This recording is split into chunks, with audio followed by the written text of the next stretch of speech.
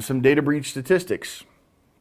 There were about 3 million data records lost or stolen in 13.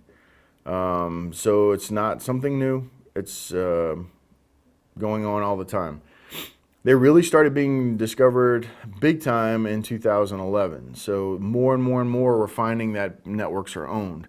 They just had a company in Silicon Valley 2 weeks ago. They found out that there were some nation state actors on their network and wondering, why are they on our network? We don't have anything that they would be interested in.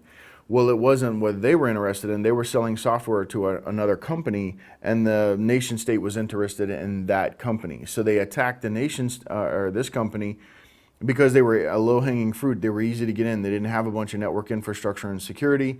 They got a hold of the software, tainted that, and then fed it over to the other company. That company then put that software in production, and now they had a backdoor in. So don't underestimate the lengths at which hackers will go to get on your network. They will go to great lengths to get onto your networks.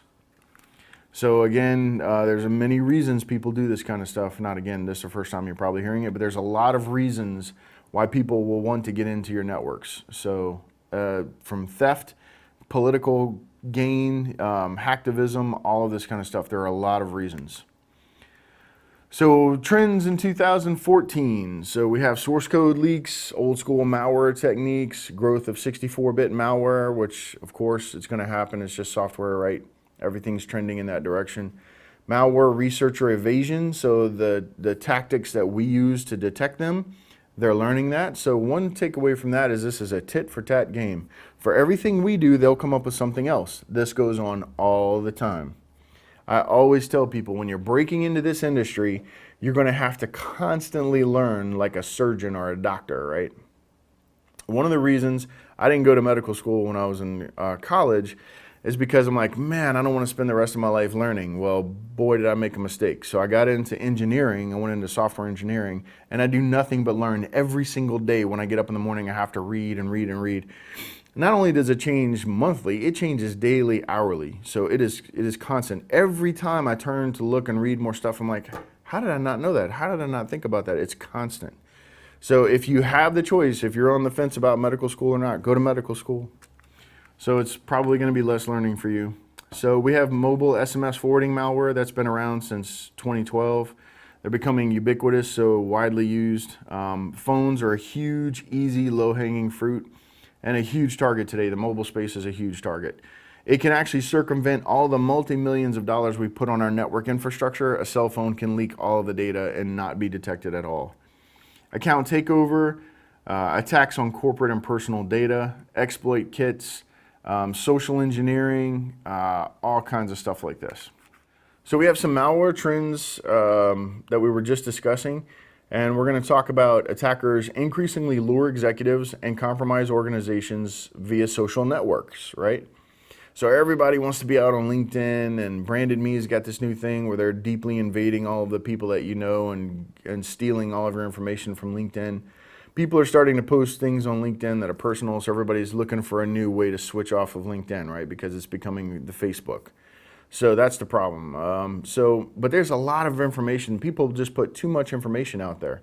If you're in the security industry, it's probably not even a good idea to publish where you work because they know what you know. So if Timber works at company X and Timber knows Cisco and Timber's a Cisco guy or just a Juniper guy or just a Gigamon guy, then I know what network gear they're using at that company, right? So if you're a specialist, if you're highly specialized, you should probably not be putting what you do on LinkedIn, okay? So you can put what you want on LinkedIn, you can put what you do and what you know, but then don't put where you work because now you've just linked those two together. And now I've got all the information I need. Okay, I just need a set of Cisco exploits because Timber knows Cisco and he works at company X, right? There you go, boom, that's a big problem. So you just leaked a whole lot of information. Of course, they can scan the network and see where you're going. There's other ways to find it, but make them work for it. Don't just give it away out on social networking. So it's not everybody needs to know your business. Not everybody needs to know where you work today. Put that on your resume, keep it encrypted, and send it out when people need that information. That in itself is responsible security. And I look for that when I go to socialize people to my management or something like that, or the companies where I'm working, I'll say, hey, look, this guy's pretty sharp, but he does expose a lot of information. People tend to be very proud of where they work and stuff like that, so they want to socialize that and spam that out everywhere. Put it on Twitter, hey, look where I'm working today. This can be a problem if you work in security. For people that work in marketing, hey, that's great. But for people that work in security, you may want to rethink that kind of thing. So that's just one bullet off of here, right? So then we have Java remains highly exploitable. It's a feature, you have to deal with it. So you better, if you're going to be using Java, you better have teeth on your network that can arrest it. So one of my little sayings is, something that I've learned, is you can't keep people out of a network. It's naive to think that. At some point they're going to get in, or at some point they may have been there a long time before you even got there, and you're just trying to get spun up. It takes you a while to detect it, and like, uh-oh, I see somebody's on our network. What do we do? So a good security program is something that will catch a breach early, catch it very quickly, and then give you the tools you need to eradicate those attackers as you discover them. Whether it's a new discovery or an old discovery, you have to be able to get them off of your network. So part of the exercises that I've been on are just trying to figure out where this guy's at today, which machine is he in today, and then get rid of him. And it's like almost impossible in some networks to do that. It's insane, the stuff you see out there that people set up. They have all these different ways to get in their network, and they're not properly structuring their network security appliances, and you think you've got him blocked, and then all of a sudden he shows right back up, and you're like, what the heck is going on here, So, and then you start digging more and more into the network, and you realize, oh my gosh, they've got this other whole connection to the network that's completely unsecured, because they procured an office and they forgot to add it to the network diagrams for people that were doing the architecture of the system, right? The system architecting. So it's a big problem.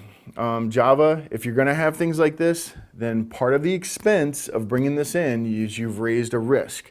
Now you have to mitigate that risk in some way. So if you're going to bring a risk in, that's fine. We can have networks that are very risky, but put the tools in place to arrest the problems as you find them, and give your engineers the tools to discover the problems, right? So you want to have monitoring of your network in place. You might need to do URL checking, where are things coming from, be able to shut down networks in Russia if you see them connecting to your network, if that's not normal, that kind of thing.